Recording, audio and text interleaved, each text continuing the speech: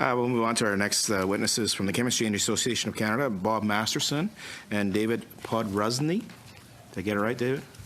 The floor is yours, gentlemen, for 5 minutes. Thank you, Mr. Vice Chair. It is an honor to meet with this committee. As you know, international trade has certainly moved to the forefront of both policymakers and the business community's mind. Just for some background, the chemistry industry is a vital component of the Canadian economy. We're the fourth largest manufacturing sector with about $53 billion of annual shipments. And many of us don't give much thought to the role of chemicals in the economy, but more than 96% of all manufactured goods are touched by the business of chemistry, and that, of course, includes the key sectors of the Canadian economy: energy, transportation, agri-food, minerals and mining, just to name a few. In my brief time with you today, we have just 3 messages we want to share with you. First, the global chemistry industry is a large, fast-growing industry and has deeply interconnected patterns of trade.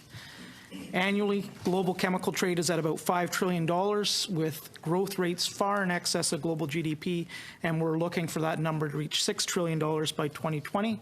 And to put that number into context, Canada currently occupies about 2% of global production. 3 major trends that are driving that increase in chemistry demand: of course, global population growth, the pursuit of quality of life, middle-class lifestyles by the growing populations in Asia, and also the aggressive pursuit of more sustainable outcomes in terms of clean air, clean water, clean energy by all citizens of the planet. And this is the key. Those trends all together mean that you're looking at a chemistry industry that will nearly triple by 2050, which is not that far away.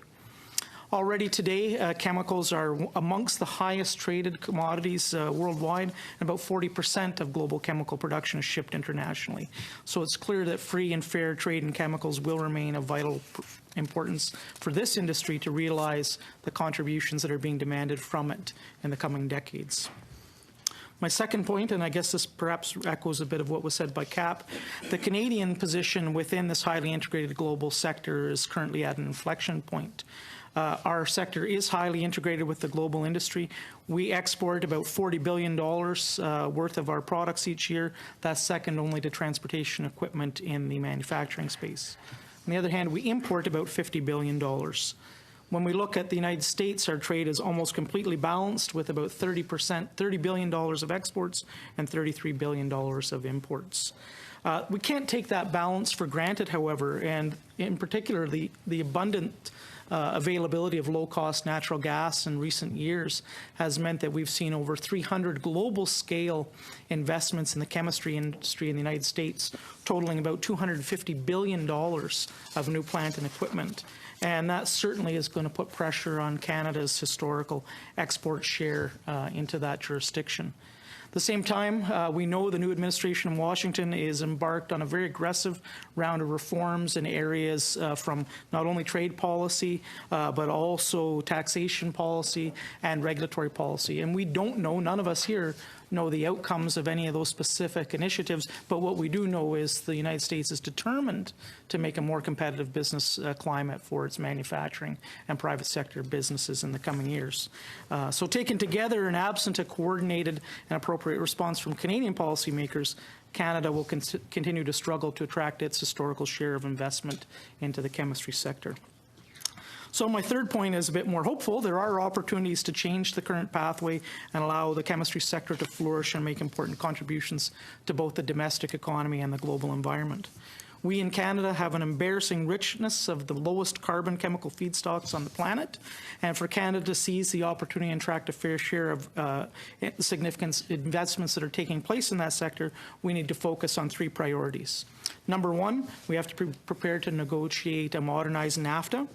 You've received a copy of a tripartite statement that our association, along with our U.S. and Mexican counterparts, published in early March. And to our knowledge, we're the only sector that has reached a consensus opinion across all 3 jurisdictions on our positions for NAFTA negotiations. And we continue to delve into the details of what we're looking for. In brief, NAFTA has allowed for duty-free trade of all chemical products. That's incentivized the growth of complex supply chains and helped lower the cost of chemical production and strengthen the sector overall in the global marketplace. We support the whole-of-government approach to NAFTA negotiations the federal government has embarked upon and continue to offer our support through established channels. We do see an opportunity. NAFTA was developed in the early 90s. There's aspects that can be negotiated and strengthened. And certainly the first of those would be to maintain current trade free for qualified products, improvements of rules of origin, requirements, customs facilitation, and also to enhance regulatory cooperation and harmonization amongst the jurisdictions. And I think being told that's about it.